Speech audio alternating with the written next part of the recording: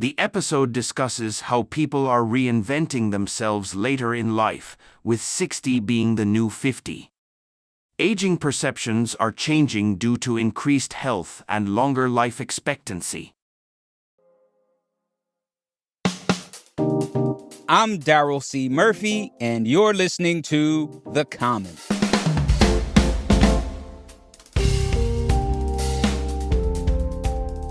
WBUR senior political reporter Anthony Brooks. Welcome to The Common.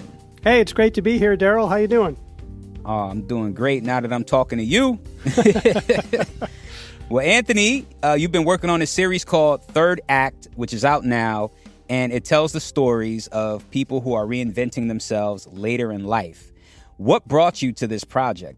I'm very interested in it. I appreciate that. Yeah, so I guess about 15 years ago, I started paying attention to stories about people who managed to reinvent themselves in interesting, even inspirational ways late in life. And had to do with a couple of things. I'd gone through a health scare, my dad died, and those things sort of felt like flashing yellow lights of middle age, right? These reminders that there's more of life behind you than ahead of you. And so I started just thinking about the best way to live out what was left. And then, Daryl, I've got this sort of restless spirit. 40 years in public radio, and I keep asking myself, what am I going to do when I grow up? And so this curiosity drew me to people like Tom Andrew, one of the people that I profiled in this series. He'd had a full career as a medical doctor, including 20 years as New Hampshire's chief medical examiner. Then he retired. He'd had enough of it. He enrolled in seminary school, became a Methodist deacon, a youth pastor, and now at 67, he ministers to his local Boy Scout troop in New Hampshire, and he's found new purpose in life. Here's a little bit of what he told me about that. What does late in life mean anymore? 60 is the new 50. I'm reasonably healthy. And it's not just me. I mean, this is a phenomenon that we're seeing all across this nation. He's right about what he says. Every day, 10,000 baby boomers reach retirement age, but lots of them aren't ready to stop working, either because they can't afford to, or like Tom Andrew, they don't want to. Let's talk about that line, 60 is the new 50. Do you feel like people's perceptions about aging are changing in our society? Well, I think in a way the answer is yes, and it has to do with some interesting facts. I heard from a guy named Richard Johnson. He works at the Urban Institute on retirement policy. And he said that if you look at someone age 65 or older now, that person is 75% more likely to be working than someone who was in the same age group a generation ago. He says the aging of America is not the crisis often portrayed in the media and even in some scholarly papers. Instead, he says it represents an enormous opportunity because seniors are healthier, better educated, and more productive than ever. And finally, we're living longer than we did a generation ago. 100 years ago, average life expectancy in the United States was 47 years. Now it's close to 80 years. So we've got this extra 30 years to sort of think about. And I'm finding and learning, and that's what this series is about, is that a lot of people are doing some really interesting things with these extra decades of life. Yeah, Anthony, I wonder if all of this is the result of people reframing youth. I'm wondering if there's this attitude of feeling like, oh man, just because I hit a number in my life, that doesn't mean I have to stop. Absolutely. I mean, I think that's really important. And I like the way you asked the question, are we reframing youth? Because what I came across in this series was the idea that we're not so much reframing youth as reframing the traditional idea of middle age. But I talked to a woman named Barbara Waxman. She's a gerontologist, a life coach, and she's come up with this concept called middlescence, which, like adolescence, is this transitional period late in life. And like adolescence, middlescence is full of tumult, it's full of possibility, it's full of transition. And she says something really key, is that we're living longer, but it doesn't mean we're old longer. It means we've got this extended midsection of life. We've got sort of 2 or 3 extra decades to think about. And that's very much sort of exemplified by some of the stories that I looked into for this series. Mm-hmm. So yeah, tell us about some of the people you talked to. I know you just mentioned Tom Andrew. Yeah, right. So besides Tom Andrew, I spoke to Natalie Jones. She's 76 now. She grew up working class in Boston with the belief that she wasn't smart enough to go to college. She ended up a single mom, 2 sons on her own, doing sort of odd jobs to make ends meet. But then at the age of 59, she just decided to go back to college, and she did. And she earned a master's degree in social work. She began a new career in social work and plans to keep working well into her 80s. And here's a little bit of what Natalie Jones told me.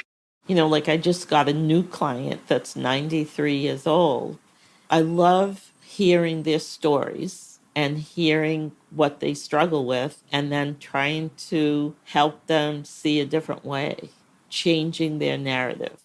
And another person I spoke to, Daryl, was Juliana Richardson, a graduate of Harvard Law School. She left her career in corporate law in her late 40s and then struggled through a classic midlife crisis. And by that, I mean, she just wasn't sure what she wanted to do. She had always wanted to be in the arts, but her dad had pressured her to go to law school. Corporate law wasn't her thing. But in thinking about what to do next, she went back to this sort of question she had as a young girl growing up in the small town of Newark, Ohio, where she was literally the only Black kid in her class, and really felt this lack of Black history, of her history. And that stayed with her whole life. So in this moment of figuring out what to do next in her life, she set up something called the History Makers, which has recorded and assembled thousands of video histories of Black Americans, from athletes like Ernie Banks to artists like Maya Angelou to politicians like Barack Obama. And these interviews are now accessible through the Library of Congress. So it was a huge accomplishment. And here's a little bit of what Juliana Richardson said about that. You know, you get at a point where you start asking, what is going to be your leave behind? You know, what did you do in your life that was, significant? If we do this right, it will be something that hopefully makes society a richer place.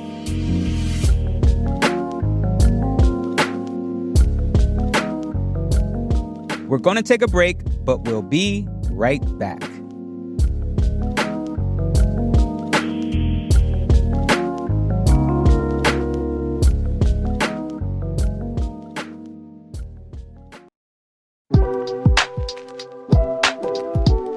And we are back with more from Anthony Brooks. You know, another group of folks you talked about was this all-women's band from the 60s. Right. Ace of Cups. Walk that line every day. I don't think I'm gonna get away. What I say. I really thought their story was interesting because they were this band that got a lot of acclaim. I mean, Jimi Hendrix was giving them props, They were out there doing their thing in San Francisco and tearing it up. And then for whatever reason, the politics of the music industry, sexism and all of that, right, kind of put a halt to that. You set them up really well. They had a very popular following. And in the space of just a few years, they disappeared. And here's the thing, they never recorded an album. And then 50 years later, half a century later, they get together to do some gigging, and a record producer named George Wallace from High Moon Records discovers them and just says, oh my God, you guys need to record. They figured out how to connect with their passion late in life, this passion that they'd been carrying around for a very long time. Yeah. While all this is great to hear and to know that older folks are taking a different stance on their life and what they're able to do, there are some people who can't stop working and they have to keep going. So there's that side where people are dealing with financial struggles as they age. Did you talk to anybody who was going through that? Yeah, I mean, I think Natalie Jones sort of speaks to that issue because you make a really good point. Some of these stories definitely are about people who have the education and the financial wherewithal to sort of say late in life, hey, I want to stop doing X and start doing Y. But you're right. It's an important thing to consider, and we have to think about it as a society. How are we supporting older people? How are we supporting older people who have done physical labor, for example, all their lives and have to keep on working whether they like it or not? That becomes a much more difficult situation. What can younger generations take away from these stories? Because I'm thinking about younger millennials and Gen Z. Sure. The first thing I'd say that if we're lucky, if, young dudes like you, Daryl, grow older, here's a chance to learn something about the road ahead from wise people who have traveled it, because wisdom matters. But here's the most important point that I sort of came across. People who feel that they have purpose in life live longer. And that's according to a growing body of research. A recent study out of Canada found that people with a sense of purpose had a 15% lower risk of death compared to those who said they were aimless or didn't feel, really connected to the world around them. So these third act stories are about people who chose different paths to stay connected to the world and passionate about being alive. And that's something that I think benefits everybody. So, Anthony, before we go, I got to ask you, how are you thinking about your third act? Are there any hobbies that you want to take on or any dreams you want to revisit? Being able to carry a microphone around and sort of satisfy my curiosity and walk up to people and ask them questions about what makes them tick and what keeps them going and how they view the world is something that I find incredibly rejuvenating. So for now, I'm really happy with what I'm doing. But yeah, I've got some ideas for a third act. Give us one. Well, I have always loved the outdoors. I'm a good skier. I like going into the backcountry. Is there some role where I could do backcountry ski guiding at some point? I love to cook. I'm passionate about food. I'm not so stupid to think that I would have the energy or the capacity to run a restaurant, but I'd like to get involved in the food game in some creative way at some point in my life. So that's something that I think and dream about. Oh, man. Well, I mean, those all sound pretty dope to me, and I know you can make it happen. But it's also good to know you're still enjoying your second act. Very much so. So, yeah, Anthony, I got to say, this has been a pleasure and, gives me a lot to think about and a lot to look forward to as well. So I really appreciate you coming through to the Common and talking to us about this. It's been my pleasure, Daryl. Thanks for your interest. I'm really grateful to you.